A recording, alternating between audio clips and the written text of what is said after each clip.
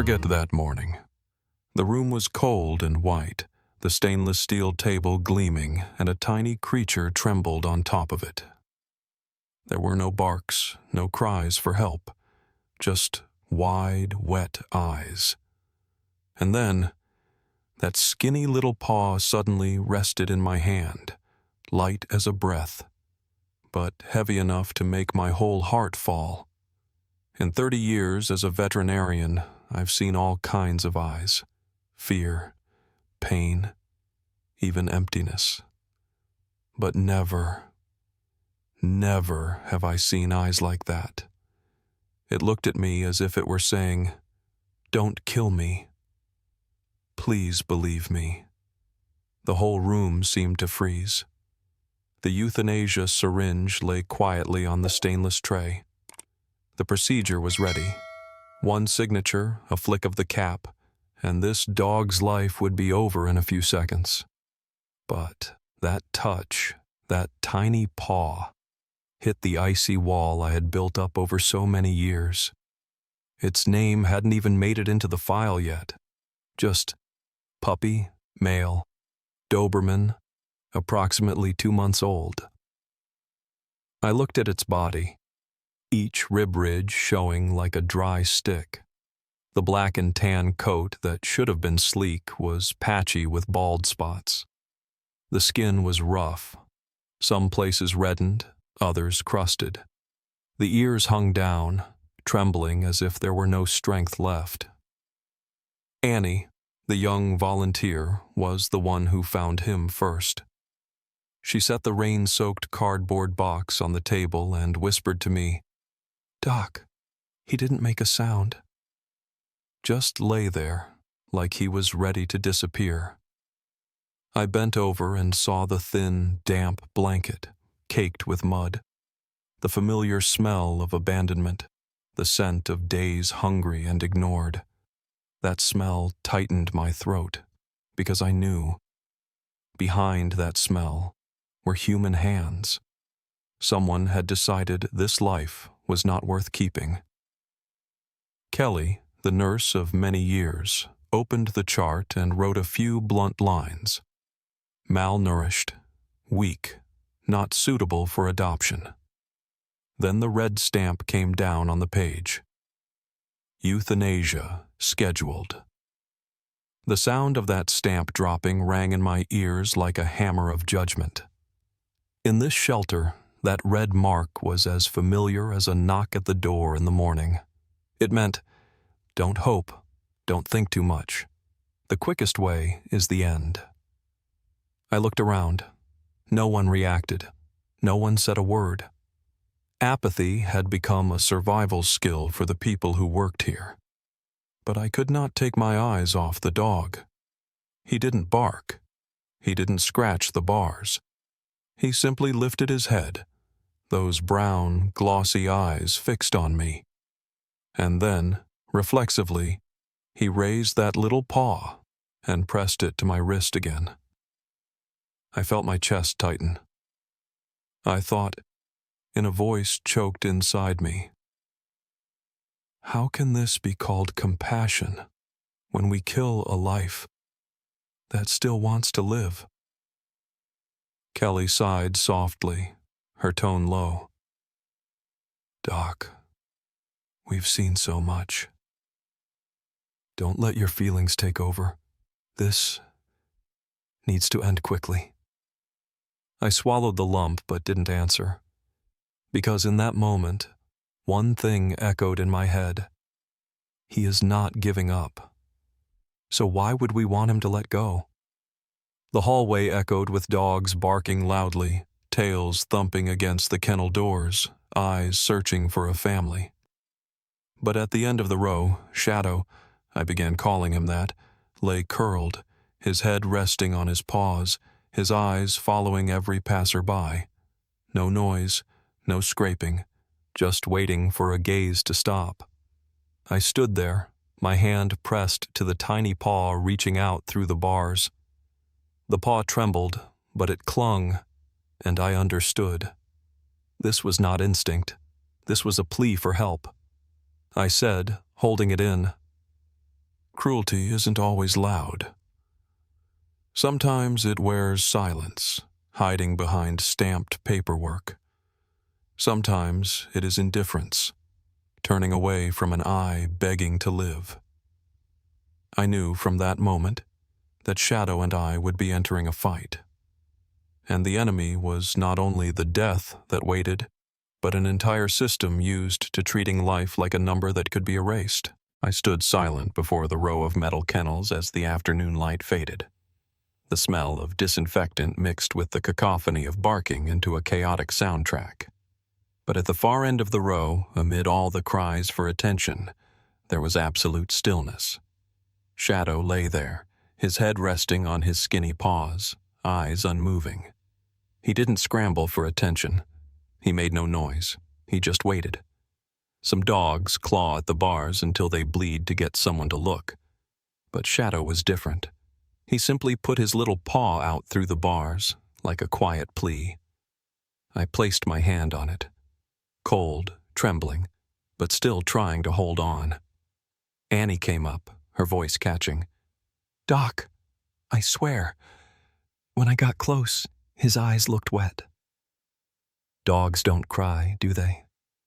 I didn't know how to answer, but deep in my chest I believed I had just seen real tears. Kelly spoke from behind, her tone hard. "Don't be sentimental. He's not crying. It's just a reflex. We can't save them all." I turned to her and looked straight at her. "Not all of them, Kelly. But this isn't a number." He looked at me like he was saying, "I want to live." She shook her head and walked away. The corridor swallowed me and Shadow back into its silence. Night fell, and the shelter lights went out. The barking thinned to a hush, only the clink of metal as wind moved the doors. I looked back one last time. Shadow was still awake. He curled up, the thin blanket not nearly enough against the cold. Every small movement made him shiver, as if his whole body was fighting to hold on to each breath. I said, my voice tight, "People usually think cruelty is loud. It's beatings, it's chains, it's violence. But the truth is crueler still. Sometimes cruelty is silence. It's when a life is judged not enough, and every pair of eyes turns away." The next morning, the task board was posted. Vaccinations, exams, intakes. And at the bottom of the list, a red line like a blade, euthanasia, puppy, male, Doberman. No name, no story, just a checkbox that would be marked. My stomach clenched. Here, death had been turned into a procedure. No one asked, "Does he want to live?" They asked, "Do we have room?" At that moment, a coworker passed, glanced at the chart, and dropped a blunt line. "This little guy won't make it. Let's get it over with. Saves the trouble." I froze. Those words hit like a hammer to the heart. The way people spoke about Shadow, as if he were not a trembling life, but a faulty object to be removed to save space. I turned back to the kennel. Those brown eyes locked onto mine again. He knew.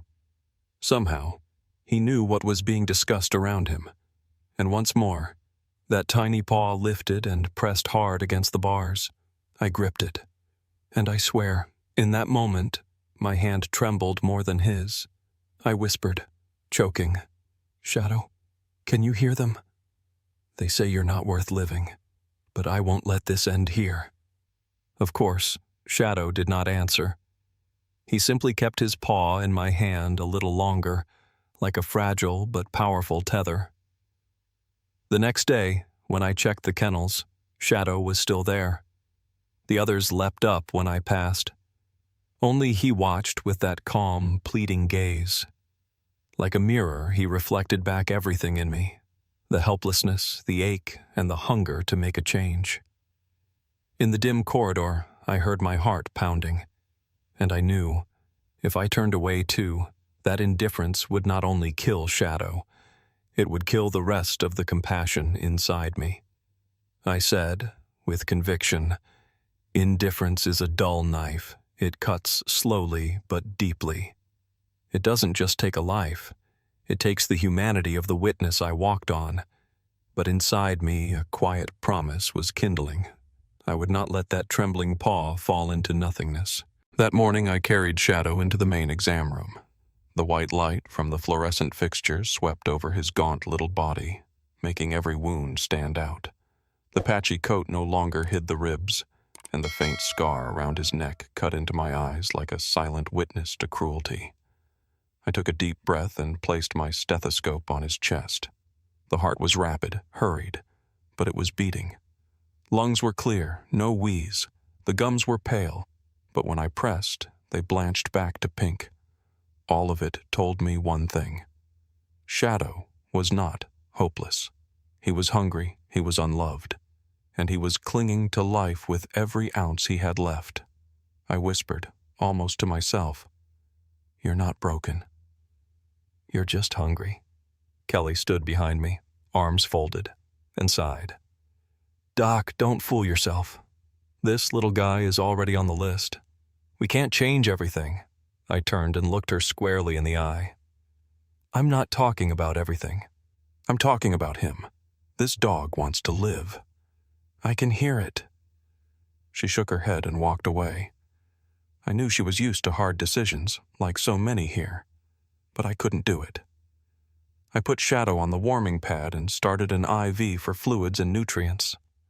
The moment the needle pierced his skin, his small body gave a sharp twitch.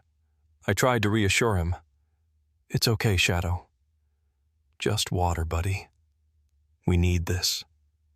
Then, suddenly, his eyes rolled back. His chest heaved violently, and then stillness. The monitor let out a long, piercing alarm. Beep. Then silence. I froze. For a moment, the world tilted. Then professional instinct took over. I shouted, "Kelly, get oxygen now!" She rushed in, eyes wide. I bent over and began compressions with 2 fingers. The count in my head matched the raggedness of my breath. 1, 2, 3, breathe. No response. I pressed harder, sweat beading on my forehead. The image of that tiny paw in my hand flashed in my mind like a reminder. Don't abandon him. I yelled, "Not today, Shadow! Do you hear me? Not today!" Kelly fitted the oxygen mask. I pressed again. The moment stretched like a lifetime. Then, beep. 1, weak, then another. The rhythm returned, shaky but real. I gasped and collapsed into the chair, hand still on Shadow's chest, feeling that fragile beat. Tears ran down my cheeks and into his black and tan fur. I couldn't hold them back. Choked, I said, "People call euthanasia mercy, but what mercy turns its back while a heart is still fighting?" I looked at the stainless tray. The euthanasia syringe lay there, cold and indifferent. A procedure, a shortcut. But right then, watching Shadow draw his first breath after the crisis, I knew. If I reached for that syringe, I would never forgive myself. Shadow twitched. Still hooked to the IV, he weakly lifted a paw and placed it on my wrist again. Small, frail, but stubborn, like a lifeline. I squeezed it and whispered, tears shaking my voice. "Not today, little one. I promise. I will not let them take you today." Kelly stood silently by the door. She said nothing now, only watched me with a look I couldn't read. Maybe doubt. Maybe sympathy. I didn't care. Because in that moment, I understood more clearly than ever. This fight was not only against death, it was against a system grown used to snuffing out hope. I leaned down and pressed my forehead to Shadow's. He breathed heavily, but his heart steadied. I whispered, a vow carved into my chest. "You are not going anywhere. Not as long as this heart beats in your little body." The room's white light stayed cold, But in that instant, I knew I had stepped off the brink of surrender and onto the path of resistance. Shadow was the reason. The next morning, sunlight filtered through the dusty glass, but there was no warmth in my chest. I had gone through a sleepless night. The image of Shadow's heart stopping, then beating again beneath my 2 fingers, replayed in my mind like an old film on a loop. I knew that if I stayed still, his death sentence would still be waiting. When I walked into the main office, Director Miller was already there. He held a clipboard, his voice steady as if reading the morning bulletin. 3 new intakes this afternoon. We need 3 empty kennels. The weakest Doberman puppy is at the bottom of the list. Clear some space. I straightened, clutching the chart in my hand. Inside were the results from last night's exam. Stable heart rate, clear lungs, reflexes intact, no sign of a terminal disease. I pushed the file toward him. Look at this. This is not a hopeless case. He's just hungry, just lacking nutrition. Everything can be fixed.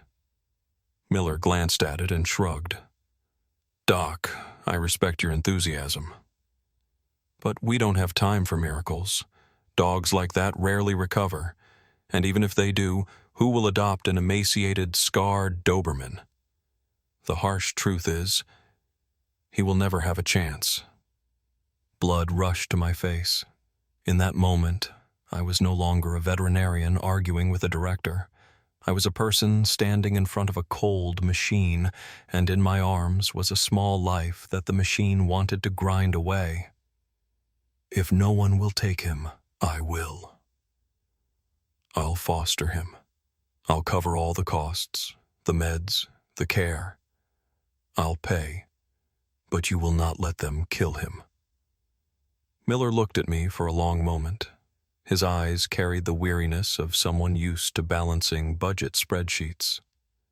Then he shook his head, his voice slow and cold as steel. You're letting emotion cloud your judgment, Sam. Don't forget, this isn't your pet. This is a number in a report. And every kennel saved can help another, healthier animal who's more likely to be adopted. You can't save them all. I grit my teeth but did not bow. I answered, my voice tight but resolute. Not all, that's true.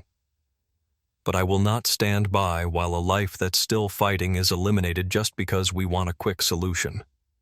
If what you call reason means indifference, then today I choose feeling. Because feeling is what keeps us human. The room fell into heavy silence. I could hear the metal pen drop on a desk, the wind whistling through a crack in the door. For a heartbeat, there was a flicker of doubt in Miller's eyes, but he didn't admit it. He merely waved his hand. Fine. But the responsibility is entirely yours. If he doesn't make it, don't blame anyone else. I picked up the file and held it to my chest like evidence of life and death. As I stepped into the corridor, Annie caught my eye. She gave me a small, quiet smile and whispered, I knew it from the start. He needs someone to believe in him. Maybe God picked you. I didn't answer. I only leaned in and looked through the kennel bars. Shadow lifted his head. That pleading look was still in his eyes, but something had shifted. When he saw me approach, he raised that little paw and pressed it against the bars. I placed my hand over it. This time it was more than trembling. I felt trust. This trust makes no sense. There's no proof, no guarantee. But it is real enough that I'm willing to challenge a whole system for it.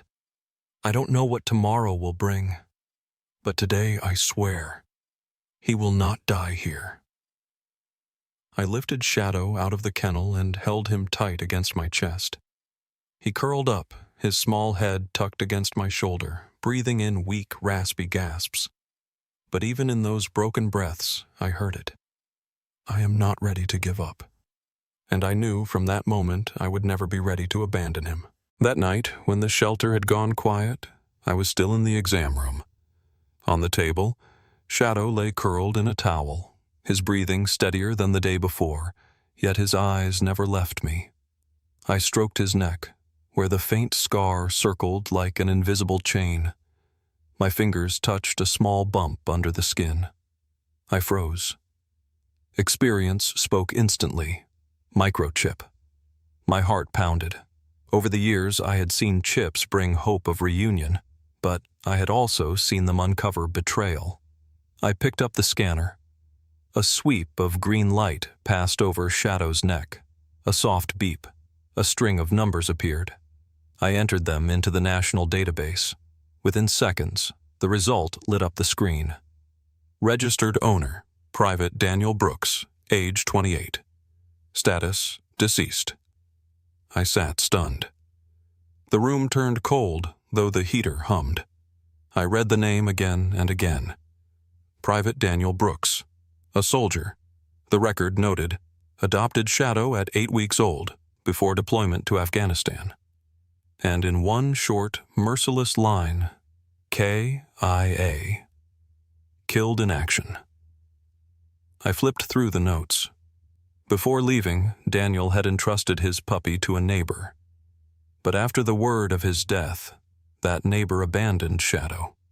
Cast him off. No explanation, no conscience. Just discarded a living piece of a fallen soldier's memory. I looked down at Shadow. He looked back at me, his brown eyes damp, as if he understood the buried truth I had just uncovered. In those eyes, I saw more than fear. I saw loyalty that had never been returned. I whispered, my voice trembling. So that's it. You're not only begging to live. You're asking me to hold on to the love your soldier left behind. Shadow shifted, placing his tiny paw on my wrist. The familiar touch. But this time it carried new weight. No longer only fear of death. It was a vow, a continuation. Tears burned down my cheeks. My voice broke. Daniel, I don't know you, but I swear, I will not let your last gift vanish into neglect. I'll keep him. I'll love him the way you did. A memory stirred. When I was a boy, I too had a dog who stayed by me until the very end. He died in my arms, and that loss drove me to this profession. Now, looking at Shadow, I realized fate was laying another legacy on me. Not just saving a life, but preserving a fragment of love left by a man who gave his own for his country. I printed the file and set it on the desk. The word deceased beside Daniel's name crushed my chest, but right beneath it was something alive, breathing, Shadow. And he was trusting me. I murmured, heavy with emotion. Behind every scar is a story. And sometimes that story doesn't belong only to a dog. It belongs to a man who's gone. And if we turn away, we abandon them both. I shut off the computer and lifted Shadow into my arms. He pressed his head into my shoulder, letting out a long, weary breath, yet peaceful. I closed my eyes, drawing in the rhythm of that fragile heart beating against me, and I whispered, as if to two souls, one living, one gone. Shadow, from now on, you carry the name Brooks, and I promise, no one will ever take your chance to live away again. This isn't just duty, it's a vow. The light overhead washed over the small room, holding us in silence. Not the heavy silence of days before, but the hush of remembrance. And in that moment of remembrance, I knew the real battle had only just begun. The next day, when I walked into the exam room, Shadow was lying on a towel, wheezing. His breathing was heavy, his belly rising and falling in an odd rhythm. Instinct screamed at me. Complications. I bent down, placed my hand on his chest and felt the heartbeat, fast, erratic, nothing like the night before. I glanced at Annie, who had just brought food. She froze when she saw my face go pale. Sam, what is it? There might be fluid in his abdomen. If we don't operate and drain it now, he won't make it. Annie covered her mouth, eyes flooding. My own heart pounded, sweat breaking across my hands. I had been through hundreds of surgeries, but never one tied to a vow this heavy. This wasn't just a patient. This was Shadow, the living legacy of a fallen soldier, and the soul that had chosen to put its faith in me. I placed him on the surgical table. The white light bore down on his frail, bony frame. The monitor stuttered with chaotic beeps like a countdown. I drew a deep breath and held the scalpel. Listen to me, Shadow. You're not leaving me. We still have a long road ahead. Don't let yesterday's promise turn into today's lie. I made the first cut. Blood welled up, deep red. I pressed gauze, searched for the fluid pocket. My heart hammered in my ears. Annie stood at the door, hands clasped in prayer. In those minutes, the world shrank to one thing, Shadow's breath. Suddenly, the monitor shrieked. The heartbeat plunged. The line is nearly flat. Panic jolted through me. I shouted, "Adrenaline, now!" I injected straight into that tiny heart. 2 fingers pressed the chest in rhythm. I barked like an order. "Not today, Shadow!" "Do you hear me? Not today. I promised." The seconds stretched like centuries. Then, beep, faint, another beep. The monitor flickered back. His heart beat again, weak but stubborn. I pushed forward, drained the fluid. Pale pink liquid flowed into the tube, the metallic smell filling the air. When the last of it ran out, his belly softened, and the heartbeat steadied. I stitched him closed, each stitch trembling, but firm. Drenched in sweat, I pulled off the gloves and looked at Annie. He's back. But he's not safe yet. We'll watch him all night. Annie nodded, tears streaming. My legs nearly gave out. I slumped into a chair, breath ragged. Relief surged through me, but so did bone-deep exhaustion. I carried Shadow from the table and placed him in the small, heated incubator with oxygen. He shivered, but his brown eyes cracked open, searching for me. When my hand touched the glass, he lifted that little paw and set it against my wrist again. The same gesture, but this time it wasn't a plea. It was a seal, a handshake between two who had just returned from the edge of death. My throat closed. I whispered, "We just won a battle, Shadow. You fought, and I was here. From now on, every time your heart stops, I'll call it back." That night I sat beside the incubator, never looking away. Each breath, each beep from the monitor cut into my nerves. But hour by hour, his breathing slowed, his heartbeat grew steady. By dawn, for the first time since I met him, I saw Shadow's eyelids close in real sleep. I exhaled, leaning back against the wall, tears rolling freely. In that sleep, his tiny paw still rested lightly on the metal bar of the cage, as if afraid to lose touch with me. I whispered, "They call some battles hopeless." But when I look into these eyes, when I hear this heartbeat return, I know nothing is hopeless if someone is willing to stay and fight with him. I closed my eyes, my hand pressed to that little paw once more. And in the silence of the clinic at sunrise, I understood. Not only had Shadow been saved, I had just recovered a part of myself I thought had died long ago. 3 weeks after the surgery, the little room in my clinic felt like a different world. Instead of the anxious beeping of monitors, the space now echoed with the soft patter of tiny paws across the floor. Shadow, the emaciated Doberman who once flatlined under my hands, was now standing strong. His coat still bore scars, but his eyes shone clear, like spring water. That morning, when I opened the clinic door, he was waiting at the threshold, stubby tail wagging, an old cloth ball clamped in his mouth. He looked up at me, then dropped the ball at my feet as if to say, "It's time to play now." "No more fear," I laughed.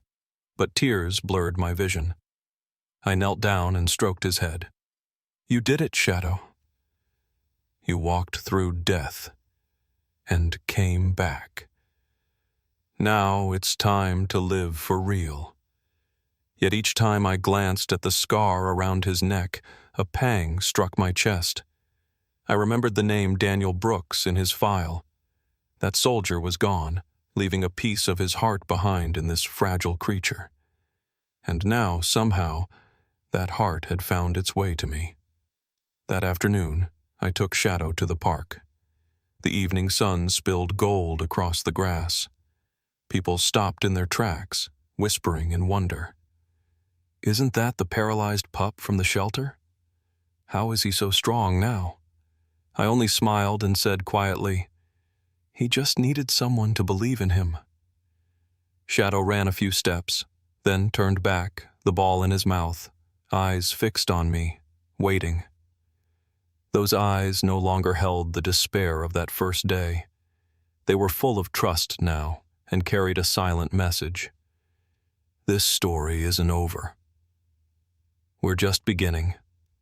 I drew a deep breath and turned to the imaginary camera in my mind, speaking to the audience I knew was listening. You see, even the smallest life, once deemed hopeless, can rise again if someone takes the time to listen. But Shadow's story isn't finished. There is still a hidden truth about the soldier Daniel, still unanswered traces. Do you want me to continue? If you do, leave a comment below. I'll share the rest, though I warn you it may make us all cry again. I turned back to Shadow. He placed his tiny paw on my knee, eyes glowing beneath the sunset. I leaned closer, whispering like a promise. Tomorrow, we'll keep going. And this time, not just to survive, but to uncover the truth. The sun dipped low, casting our shadows long across the grass. The story ended here, but also began anew. Perhaps nothing is more painful than seeing a trembling life beg to be spared. But nothing is more beautiful than watching those same eyes shine again through love. Shadow crossed back from death, and he taught me this. Sometimes a single touch, a single outstretched hand, can change a destiny. And what about you? Have you ever saved a dog? Have you ever cradled a small, trembling body and felt it place its trust in you after the whole world had abandoned it? If you have, share your story in the comments. Let's spread love together, so no dog is left behind or alone again. If this story touched your heart, please subscribe, not for me, but for all the lives still waiting out there for a chance to be heard, to be loved. And I promise, in the next chapter of Shadow's story, you'll witness even more. Truths never told, moments that will break your heart all over again. We'll meet there. Stay with us, because this journey is only just beginning.